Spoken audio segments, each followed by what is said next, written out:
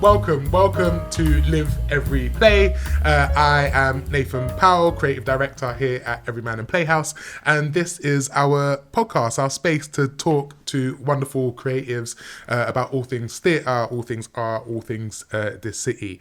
And today we are very lucky to have the incredible Billie Collins with us today, who is the writer of The Walrus Has a Right to Adventure, which is a play that is coming up here at the Everyman Playhouse very soon. Welcome, Billie. Oh, thank you. Hi. Hi. How are you? I'm good. I'm a little bit nervous, actually, which is, but me good. Too. Excited. Me too. I thought, talking was easy, and then all of a sudden, I realised that talking isn't that easy. So we'll get through it together. Yeah. Thank you for coming and have a little chat to us. And I guess this is just a chance for us to get to know who you are a little bit. We'll talk about Walrus and where Walrus came from and what we can expect from Walrus, but also just a perfect chance to hear about you as an artist. Wow. Why do you like telling stories? Oh, that's a big question to start off. It's something that I've done for a very long time. Like I started young, and I think, but even before I was doing it kind of professionally or even thinking about wanting to be a playwright or anything like that, I used to write stories as a kid. And I remember on the family Dell computer, I would sit down on Microsoft Word and I wrote a story that was it was a rip-off of Redwall, which was this fantasy series about all these, and I hadn't even read the book, so I was like, I could do better than that, and I hadn't even read it. And I was also reading a lot of American YA at the time, so all of the characters would say things like freaking. They'd be like, I'm so freaking mad.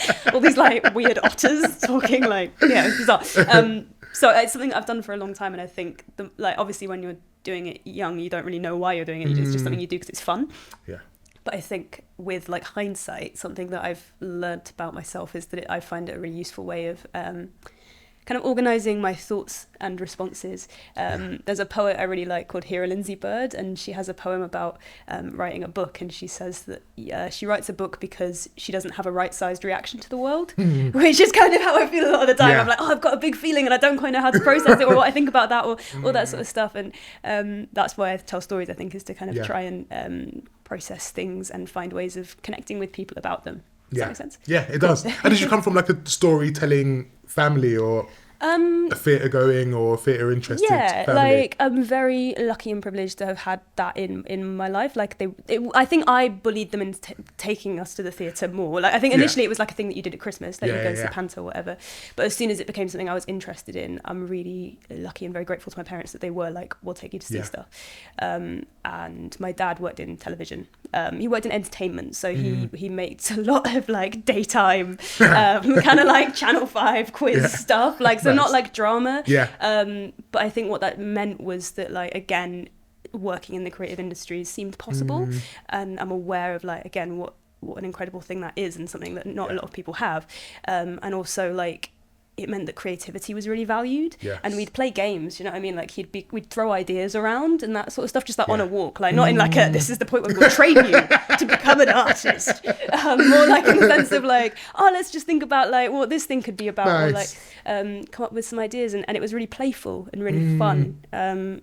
So I think to that extent I sort of did have creativity, and I don't know where that came from for him. I think that's the thing where I'm that wasn't his family at all, that? So I don't know, but I think even beyond that, a sense of I think my family are storytellers and have a way with words. There are so many phrases that come up in plays that are just direct quotes from people, which I don't know if that's something I should be doing, but Hey, it all comes from somewhere. Yeah.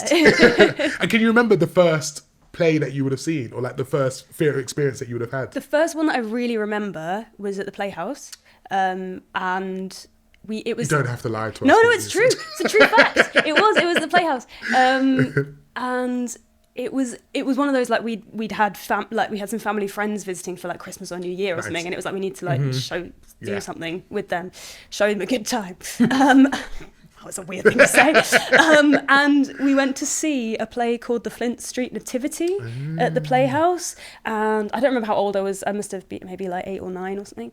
And it was a comedy, a sort of spoof of a like school nativity play, but all of the Yeah.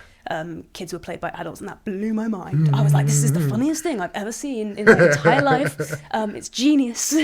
And it really still stands out in my head.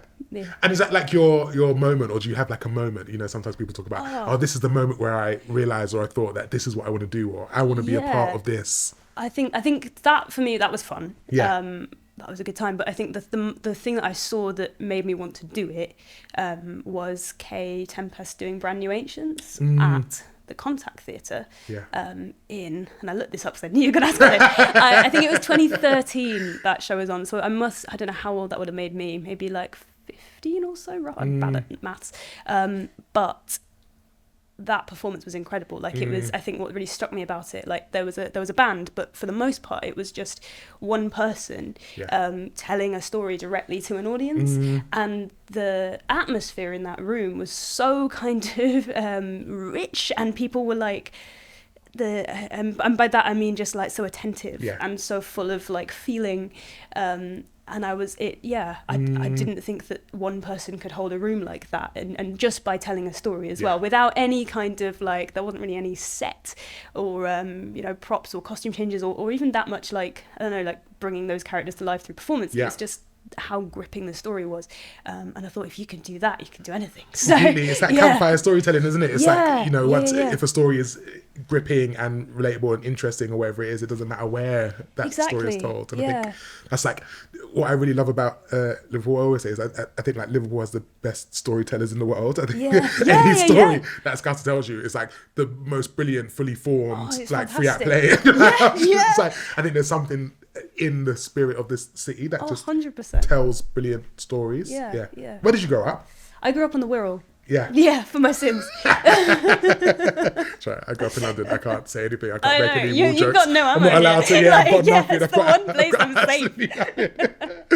And what was your or like a version of like your journey to here and where you are now? Like, how did you first start working in theatre or having any interaction with this industry to then writing plays? I started out not writing plays, but writing spoken word poetry. I think, again, because I'd seen Brand New Ancients, and I was like, that's amazing. And so I started coming to a lovely word here at the Everyman in the Bistro, which at the time was hosted by Paddy Hughes, the lovely Paddy Hughes, fantastic person and playwright and dramaturg. And I got a real kick out of that. But all of the stuff that I was writing was narrative. Like, I think I realized I'm not a poet. I like telling stories about characters, and I like getting a laugh. I like seeing an audience react, that kind of thing. And also I don't really like performing. It's also quite a key discovery. And so from there I was like, I got interested in writing plays, and I had a really good drama teacher at school who was very encouraging of that as well. Hal was her name, and for some reason I applied to the Young Writers Group at the Royal Exchange Theatre. Wow. Which was silly. No, but like what's confusing about it is like I didn't live in Manchester and they let me in. Like it fully said on the eligibility, like you have to be based in Greater Manchester. I don't think I knew that yet was a thing really. I don't think I knew there was a writers course, and I have no idea why I didn't know that. But I think I must have just seen it. I think I must have seen it like advertised at school or something. They were like, we've got like a young writers group. So I would get like 2 trains after school. I'd leave school early, which is again like where my priorities were at this point. I was like, actually, theatre is more exciting. And on that course, they encouraged me to write my first play. And they gave me the structure and the support to do that. So it was like we'd have workshops. So I wrote a play. And what was it? What was your first play? It wasn't great. It was about 2 teenagers in like a flat, and like one of them had run away from home, and it was like very like sweary and very like edgy and all that kind of stuff. Which like again, and I learned so much doing that, and it got taken seriously. They said like, if you write a play, we'll send it to someone to get some feedback, and I got some feedback from Tim Price, who's again amazing. Again, and like at the time you're like, who's that? And now I'm like, what? And he was really encouraging. So after that I was like, I'm actually not terrible at this, and I love it. Like I get such a like, I don't know, it's really hard to describe, such an excitement out of doing it. And so I just kept doing it from there, and then started sending plays out to all these different places. And I think, again, because I was young, I think this was when I must have been about 16 or 17, I didn't know, like, I was so much more confident than I am now. Like, I had such like an inflated sense of like, oh, I can do this, I'll send it. And it was like a first draft. It was stuff that I would like be so cringe about sending out now. But there was something about that, like, it seemed possible that you could just send a script to a theatre, and because they were inviting it from you. And then through sending out all these plays to places, I think around the time I was a bit older, I got a meeting with Box of Tricks Theatre in Manchester, who I owe a lot to. So Adam and Hannah are, again, fantastic people making theatre in the Northwest. And they said, have a cup of tea with us. We like the play that you sent us. And they gave me my first seed commission, which was to write the first draft of what became Too Much World at Once. So that was my like first professional. But alongside that, it was like all the usual kind of, I was an usher and like working, I was a terrible barista. And I wouldn't say even barista, like I worked in the cafe at the Lowry, and like I apologise to anyone I made a coffee for, because it would have been awful. So that's kind of where it started. And again, it was that just like, I think, throwing stuff at the wall, but at the same time, like trying to write as much as I could and learn as much as I could. That thing that you said about confidence, I think is so interesting. Like you are so much more confident then than you are now. And I think there's, it's an industry that's full of no's or not yet, or not quite the right time. Like why do you think that you are more confident then than you are now? Like, where does that go? I think a lot of it was naivety. I think a lot of it was like, I just don't know the rules yet. I think now, like, having been on the other side of things and like worked like with theatre companies and stuff like that, I just had no concept of like how any of it works. So I just thought like, I've got a play, I'll send you a play, and that's how that works. And you'll tell me if it's good or not. And most of the time you're getting probably not, but like even just the fact that like someone's read it was a thing. And I think I've always been like, I don't know, like as a teenager, I think I was always waiting to be a grown-up, as a lot of teenagers are, but I think I was very like, things will just be better when I'm an adult, and this felt like a space in which I could be kind of like taken seriously. And so there was the naivety of it, and also just the like, I want to be talking with the grown-ups, do you know what I mean? So a little bit of that. Because when did you say you wrote that first play? I was like 16 or 17, which is really young. And again, it does not kind of pass me by that that's weird, and that there was a lot of kind of, I think there's a lot of things that made that possible. And again, like some of that is just it being possible because of what I saw around me and the encouragement that I had from my school, from my family, and again, and like even the mentors that I had there. That first play, it was longlisted for the Bruntwood. I've never been longlisted for the Bruntwood ever again. And I'm like, what did I do? And again, it's naivety. It's just I was just writing what I thought was good and not worrying about whether or not anyone else thought it was good. Whereas now I think I get in my own way a lot more. Once you learn all the rules, then it's hard to figure out how to break them to make the thing you want to make, isn't it? And so now we'll talk about Walrus in a moment, but I suppose from that, like wanting to be a part of the conversation and wanting to be able to have those conversations with the grown-ups and be a part of that discussion, like what is it that makes you write now? Like, is there an overarching thing that you say, this is why I write, or is it project by project? It's very much project by project. I think the unifying thing is still that like I've got a feeling or a question about something that I can't understand, and I need a way of like organizing it and that's not like finding an answer, but like trying to kind of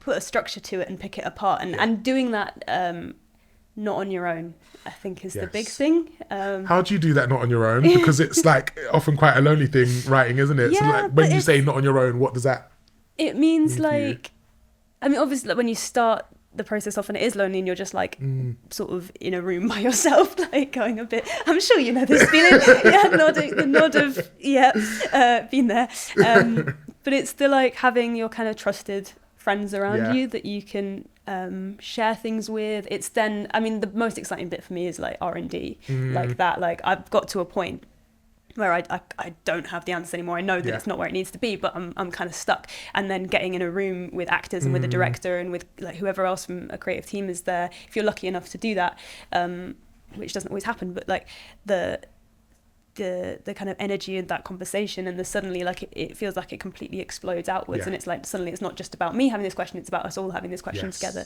and you just feel less lonely. It's really nice. It's really good, nice. Isn't it? Yeah. And now you've got a bunch of wonderful humans bringing your play The Walrus Has a Right to Adventure to life. Where did that show come from? Where was the what was the instinct or the impetus to write this piece of work? It kind of came, I had seen a few stories in the news from various kind of places around the world that seemed to follow a similar pattern. So there was the white stag that was in Bootle in 2021, and I always have to like date it. I don't know why every time I'm like the white stag, but the 2021 one, as if there was like another one. Yeah, not the 1913 one. Forget that one. This is 2021 one. The important one. And then there was like there was a walrus in Finland that like showed up in people's back gardens, and then one in Norway, and then I read a story that was in the Alps, I think. A bear killed a jogger, and the headline was "Bear is reprieved for murder," which once you see a headline like that, it's like I have to know. What is the bear on trial? Like what? It's so interesting. Yeah, literally. So I think like that. All of these stories, they kind of seem to follow this, like I say, like a similar kind of trajectory, which is like because of human activity, these animals are kind of coming into closer quarters with us, and we just don't know what to do about it. Yeah. And there are different impulses that were coming out. It was either like we see it as a kind of an invader or an attacker and something to be dealt with, or we see it as kind of like when the stag happened to Bootle, a lot of people were kind of really excited by the mythology of it because it's such like a symbol. So there was that, and then also sometimes like the need to like exploit it, the way it becomes a talking point or a kind of tourist attraction, that sort of thing. And I was really interested in that. I was like, what are the responses that we have to these things, and as those kind of things are going to keep happening more and more because of the old climate emergency, that chestnut, like how do we deal with that, and how do we kind of, what does it tell us about ourselves as well, is where the idea for the play came from. So when I say it's like inspired by true stories, it's very loosely inspired by true stories. And how close do you feel to it? And you're saying, what does it tell us about ourselves? Like when you go into a writing process, and going into writing this in particular, like how much of you does it feel like is in this play? That's a good question. I don't know. There's a very direct, like, there's a character in it who I think a lot of people will be like, this character feels like you, maybe, which is actually a sort of slightly, I feel like maybe there's a little bit of that in every play, but in terms of like kind of certain questions around identity and that sort of stuff that come up. So there was an element of that which felt really close, and quite scary actually, because I was like, I've not really explored that sort of thing in my work before, and it's kind of hard to talk about without going too much away, but also but even beyond that, like I think the every character, the exciting thing is finding something to connect with, and even like I am not a 40-year-old Norwegian man. Plot twist. I'm kind of going, okay, well, obviously our experiences are very different, but what are the things that I can find that I connect with this person? Like, how can I humanize this person and understand and empathize with this person? And a lot of that, I think, is coming down to thinking about, like, I don't know, questions about family and responsibility and all that sort of stuff. So, yeah. And was it I think one of the things that I really love and admire about the play is how human and how personal it is, and actually how invested I am in these people in this space, whilst there's this overarching thing about the climate emergency and what it means when humans encroach on these natural spaces, like, is the thing that lives over it, but experiencing it through these three really detailed, in-depth people. Was it a conscious thing for you to invest so much in who these people were, rather than sort of trying to tackle at once the big question of what we're going to do about this climate emergency? Partly I feel like I'm not the person to answer that question. Do you know what I mean? Like, like I'm not a scientist. I'm not equipped to solve the climate emergency, and I think it's a lot. I think that's actually one of the difficult things when you're writing about it, and this is the sort of third play now that I've written that deals with themes around that. Is that, like, you're not going to find a satisfying answer for the audience.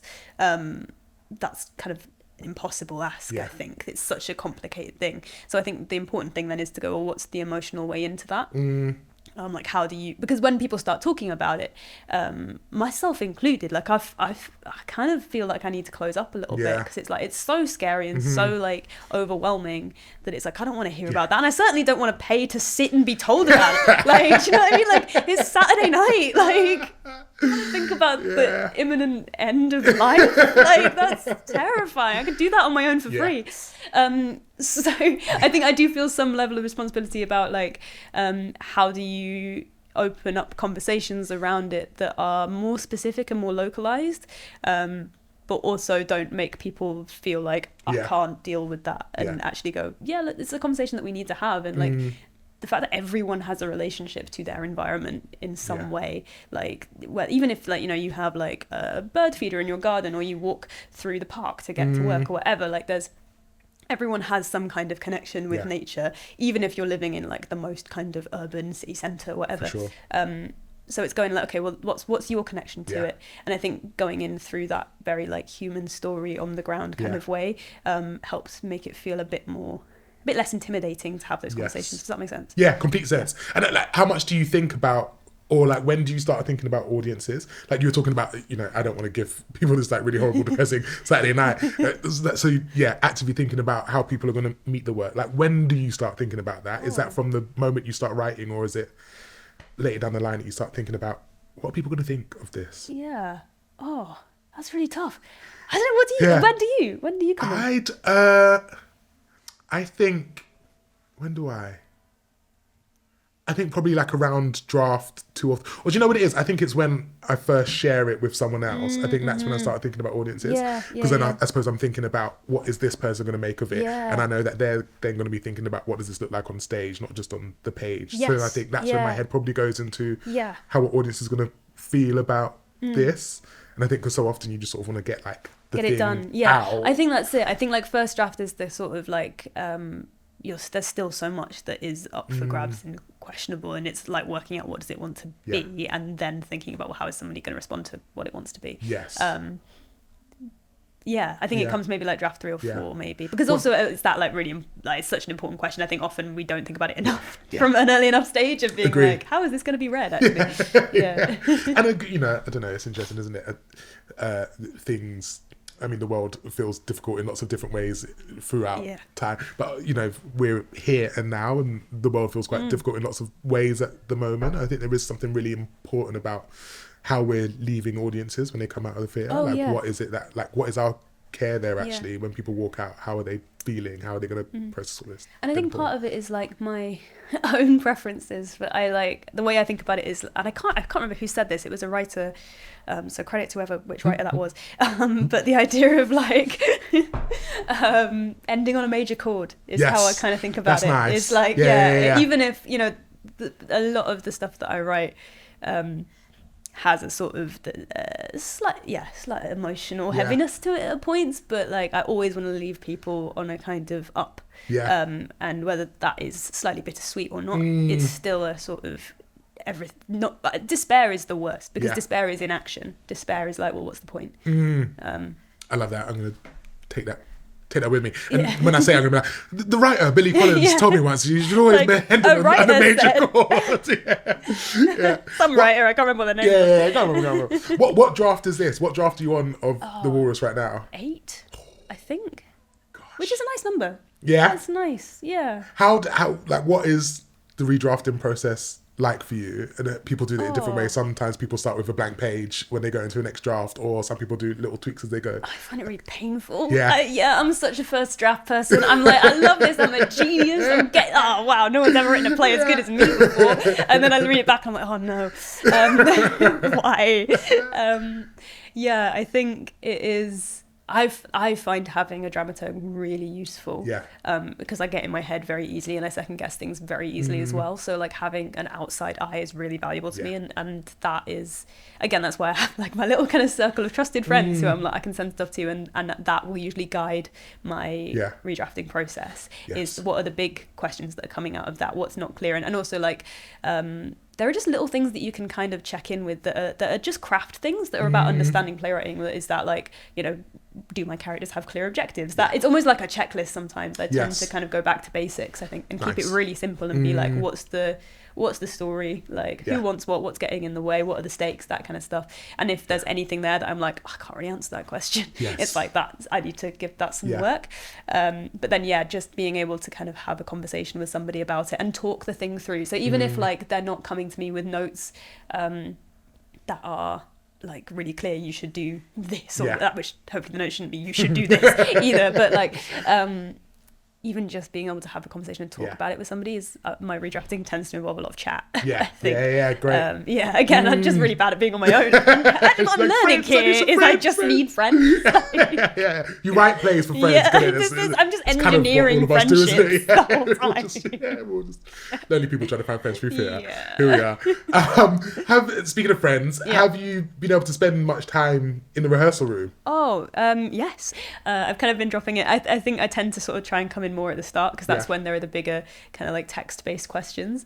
But it's been so exciting. Like, so I had such a brilliant team on this project as well. Like Nathan, who is our director, kind of came with like such a sort of clear idea about how he was going to make it happen. And then just seeing everyone else, like Oliver, our sound designer, and Rajiv, the lighting designer, and Chloe, fantastic. So everyone's fantastic. It's just great, like seeing everyone bring their heads to it, and the cast as well, like from sort of day one seem to understand the brief, if that makes sense, like what is being asked of them, and the rhythm of it and stuff like that.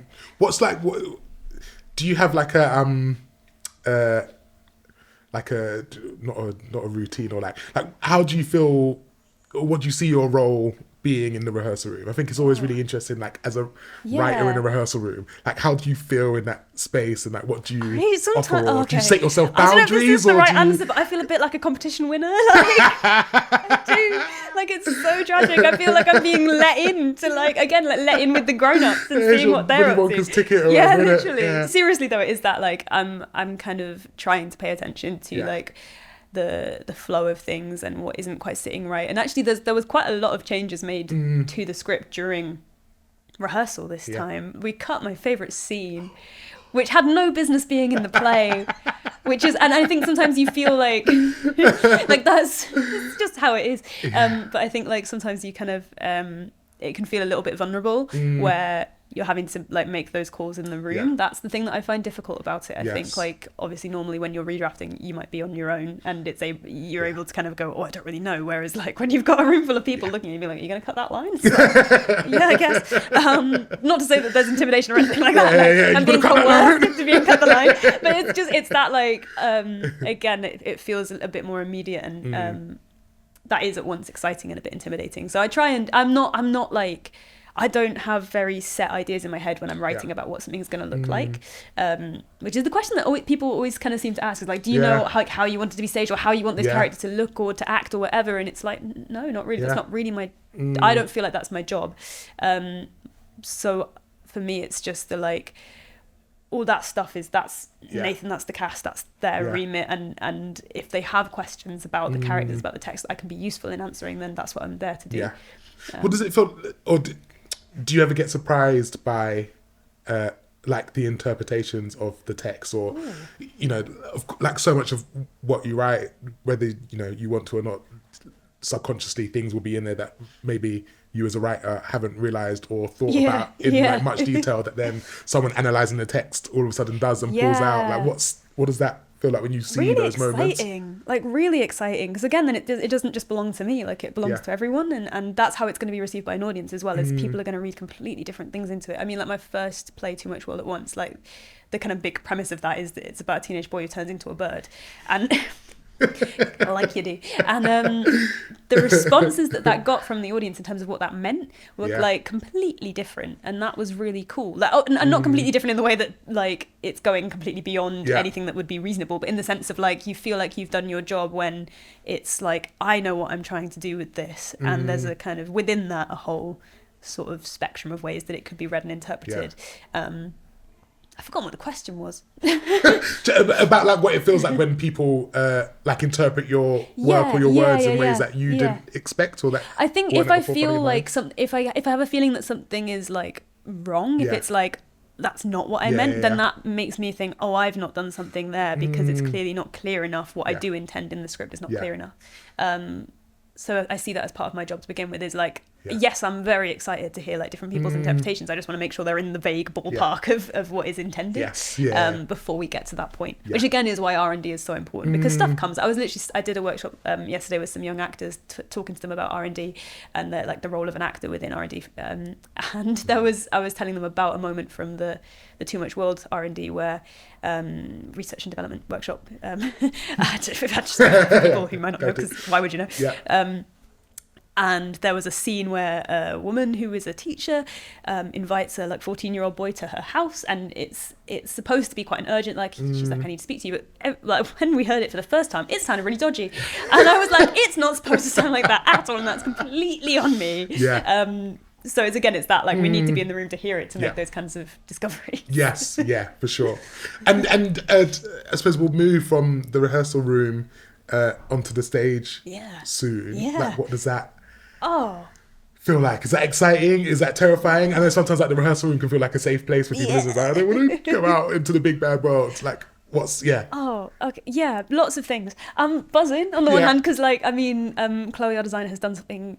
I got sent a picture of it yesterday. I was like, okay, it's proper. It's so cool. So it's going to look amazing. I think it's really exciting. I think also there is something about it being this theatre that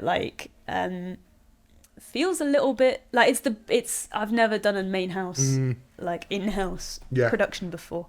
So that's quite a big deal and quite nerve-wracking. And I think, again, as somebody who used to come to this theatre and I still do come to this theatre a lot as an audience member, I'm aware of how important it is and how meaningful it is to me and to other people and to the city. So to have a play on that stage feels a little bit intimidating. It's a little bit like, I better be good. It's going to be really embarrassing if it's not good. It is. It's incredible. Show my face and see it again. Hi. Yeah. Do you have a opening night ritual or rules? Or I'm quite a weirdly superstitious person. Oh yeah. Yeah, which I didn't realize. I don't know.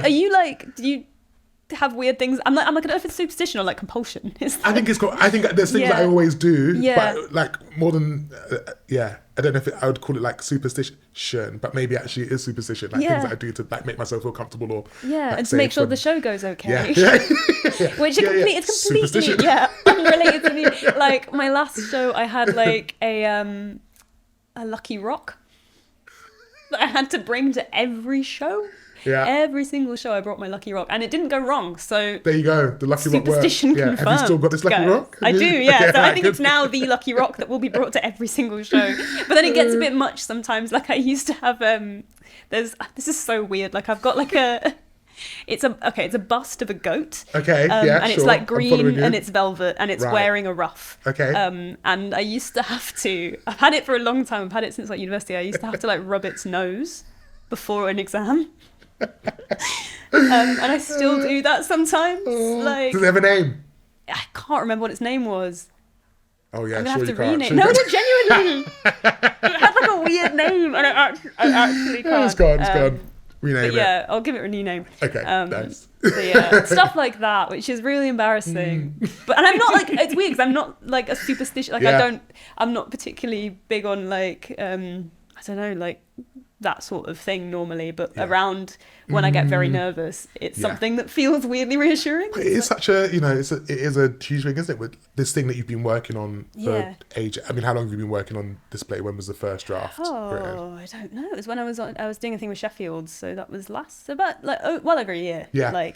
And then all of a sudden you're handing it over to this group of people, this group of strangers to be do you like it? Do you like me? It's kind of what you say. That's what it feels like, though, genuinely. And it's that, obviously it's not about me, but it is that there is a slight, oh, please don't hate it.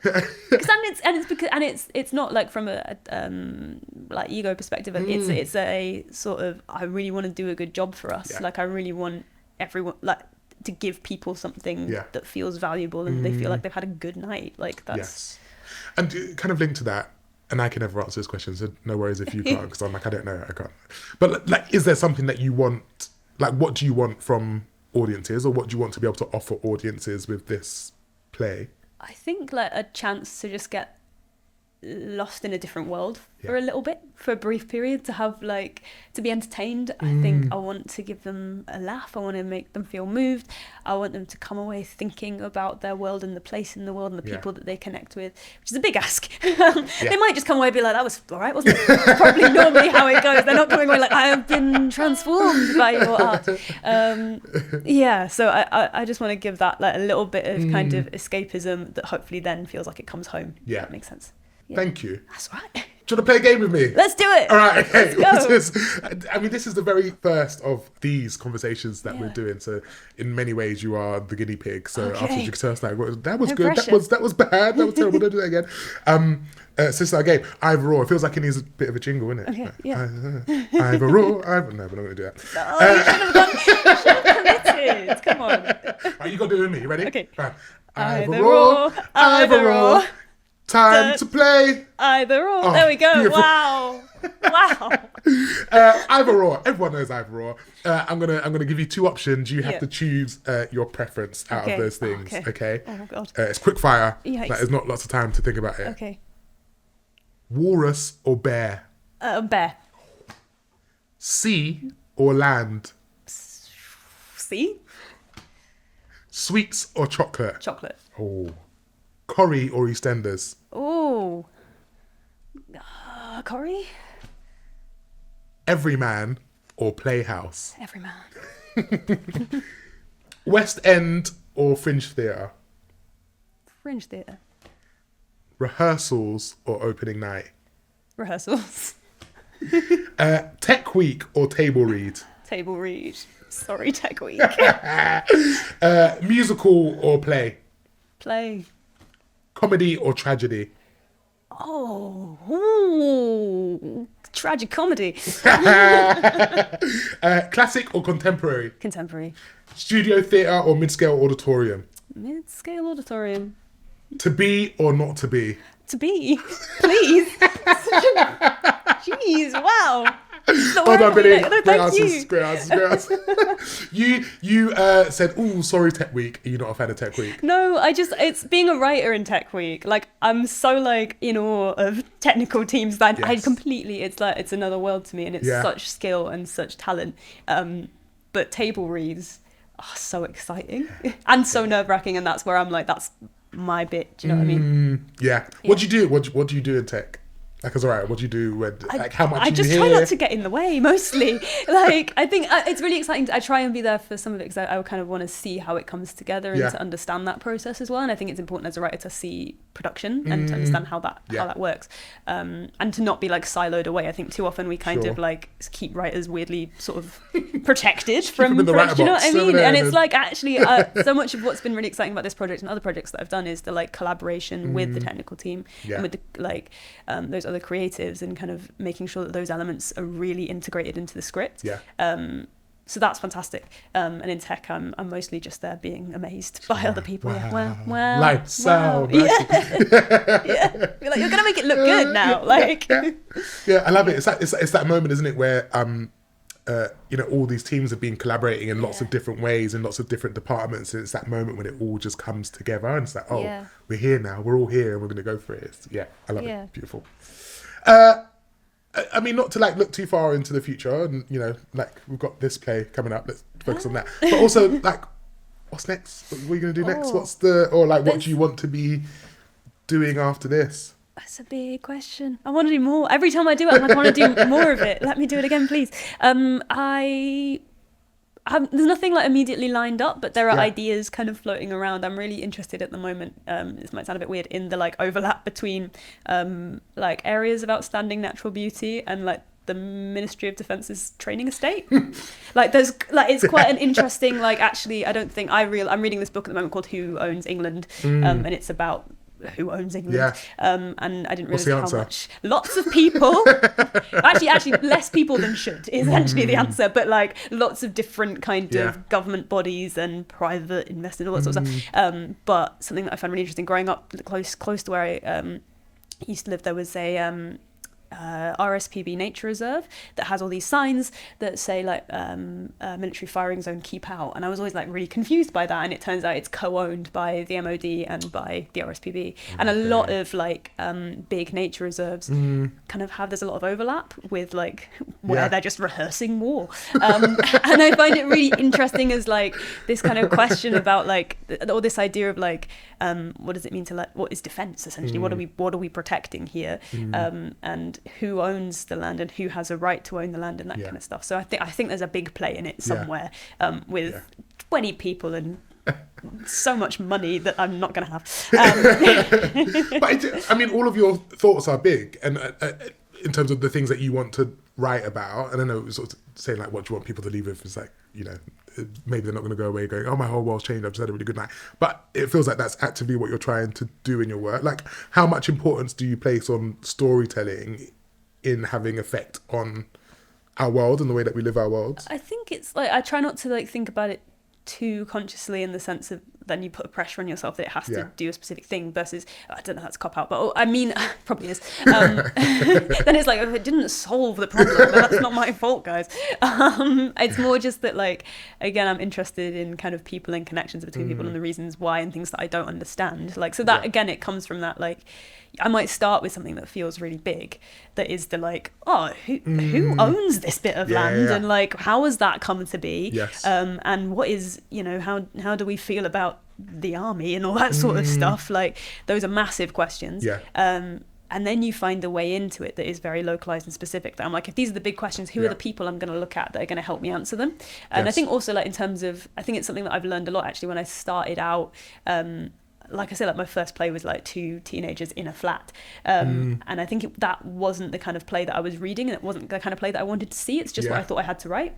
Which I think, again, like, especially with like the landscape for new work in the theatre at the moment, particularly outside London, like, I think there's a lot of chat about like making work that's very stageable and like small scale. And it's like, you can write something that is, I think a big thing that I've learned is something can be small scale, but also really ambitious, like the ideas in it and the themes in it and the questions you're asking and the theatricality of it. Like, that's why theatre is so great, is you can take people anywhere, and you don't have to have like a cast of 20, although I would love a cast of 20 one day. Wouldn't it be so cool? Like, just like a full like stage filled with loads of people. Like, so yeah. And how much do you think about like whether you're the right person to tell a story or not? Like, when you're having these big ideas, or like, here's a really interesting thing that I want to explore, like, how much do you think about, oh, should I be the person to write this, or should I not? I do. And again, I have a lot of self-doubt, and with that idea I'm like, that's massive and I don't know anything about that. So there might be a point, you know, if I decide to pursue this, there might be a point where I go, actually, I'm not the person to tell this story. Sure. Certainly there are things that I'm like, is this my story to tell, just on a very basic level, around like identity or the people that I'm representing or the kind of questions that I'm asking. Like, that is definitely something that I do think about. I think there is also like, again, that thing of, where are the points of connection for me? Like, why am I telling this story? And what's my way into this? And who are like that? That is the thing that I kind of start to find solid ground in, is the like, okay, well, I might not know about this thing, but I can learn about that thing. And I know about all these things. Yes. But again, it's like a kind of, it's a judgment call with each project, I think. Yeah. Thank you. We don't know who our next guest is going to be. But we'd love to like pass on a question from Billie Collins to our next guest. What question would you like to ask our mystery next guest? I did think about this, and I don't know if it's a bit cheeky, but so like, I did some training recently with Ned Glazier from Company 3, and he does this great thing where he says that like everyone in theatre tends to pretend they know things they don't quite a lot, and it's because we all like want to fit in and we all want to look competent or whatever. So he got us to go around and like confess to something that we pretend to know about that we don't. And I was like, I've never read a Tennessee Williams play, and I've always like, I teach like playwriting, and I've never read one, and I probably won't. Maybe one day, never say never. So like that, I think that is my question, is like, what is one sort of theatre related thing that you've pretended to know about or just avoided? It's a safe space. Oh, that's good. I like that. Thank you so much for sitting down and chatting. Right, thank you. We should tell people again about the Walrus. The Walrus is on from the the 12th to 21st of June. Great, thank you very much. This year, yeah. It is here at the Everyman Theatre on Hope Street. You can get tickets online at our website, everymanplayhouse.com, or give our box office a call. Any final words? Anything that you want to say about the Walrus that I haven't asked? That you're like, this is really important. Just come and see it, please. Yay. But thank you so much. I've really enjoyed this. It's been really nice. Yeah. Yay! Thank you, Billie Collins. Applause. Thank you very much for listening to this episode of Live Every Play. If you enjoyed this episode, please do tell a friend to tell a friend. And also a reminder that the Everyman and Playhouse is a registered charity, and we really appreciate, love and adore your support. So if you would like to support the Everyman and Playhouse, the work that we do, the work that goes on our stages, conversations like this, please do head to our website and donate anything you can. Thank you very much.